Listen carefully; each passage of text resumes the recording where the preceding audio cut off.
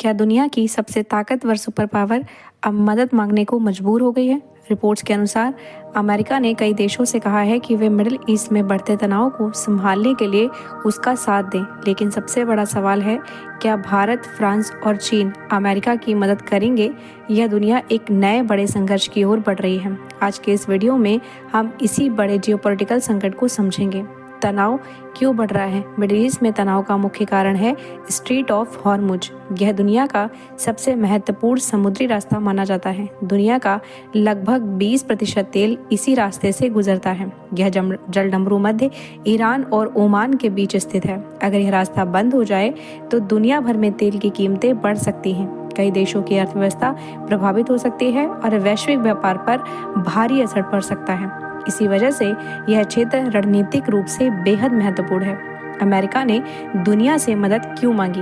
Reports के मुताबिक अमेरिकी राष्ट्रपति डोनाल्ड ट्रंप ने कई देशों से अपील की है कि वे अपने युद्धपोत भेजकर इसी समुद्री रास्ते की सुरक्षा करें। अमेरिका का कहना है कि अगर स्ट्रेट ऑफ हॉर्मुज में कोई बड़ा हमला या नाकाबंदी होती है तो इसका असर पूरी दुनिया पर पड़ेगा। इसलिए अमेरिका चाहता है कि कई देश मिलकर एक मल्टीनेशनल नेवल फोर्स बनाएं जो इस इलाके में जहाज़ों और तेल टैंकरों की सुरक्षा करे।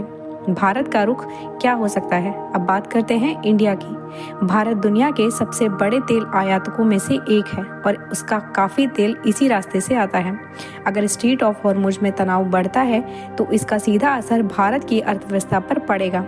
लेकिन भारत की विदेश नीति हमेशा से संतुलित रही है। भारत अमेरिका के साथ रणनीतिक साझेदारी रखता है और साथ ही ईरान के साथ भी अच्छे संबंध बनाए रखना चाहता है। इसीलिए विशेषज्ञ मानते हैं कि भारत शायद सीधे युद्ध में शामिल नहीं होगा, लेकिन अपने व्यापारिक जहाज़ों की सुरक्षा के लिए सीमित नौसैनिक तैनाती कर सकता है। फ्रांस क्या करेगा? अब बात करते हैं फ्रांस की। फ्रांस पहले से ही कई अंतर्राष्ट्रीय सुरक्षा मिशनों का हिस्सा रहा है। अगर अमेरिका की अगुवाई में कोई अंतर्राष्ट्रीय मिशन बनता है तो फ्रांस उसके साथ सीमित सैन्य सहयोग कर सकता है। लेकिन फ्रांस भी इस बात से सावधान रहेगा कि यह संघर्ष एक बड़े युद्ध में ना बदल जाए।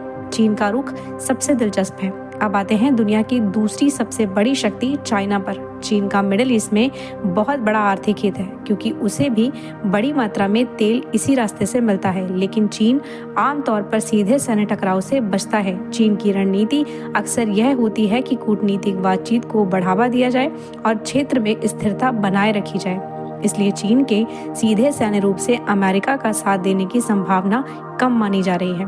अगर यह संकट बढ़ गया तो क्या होगा? अगर यह टकराव और बढ़ता है तो दुनिया दो बड़े गुटों में बढ़ सकती है। एक तरफ अमेरिका और उसके सहयोगी देश और दूसरी तरफ ईरान और उसके रणनीतिक साझेदार। ऐसी स्थिति में तेल की कीमतें रिकॉर्ड स्तर पर जा सकती हैं, वैश्विक अर्थव्यवस्था पर भारी असर पड़ सकता है और दुनिया एक बड़े जियोपॉलिटिकल संकट में फंस सकती है। इस समय पूरी दुनिया की नजरें मिडिल ईस्ट पर टिकी हुई हैं। सबसे बड़ा सवाल यही है, क्या भारत, फ्रांस और चीन अमेरिका की मदद करेंगे या यह संकट केवल कूटनीतिक से ही हल हो जाएगा? आने वाले कुछ हफ्ते तय करेंगे कि यह तनाव एक छोटे क्षेत्रीय संघर्ष तक सीमित रहेगा या फिर एक बड़े वैश्विक संकट में बदल सकता है।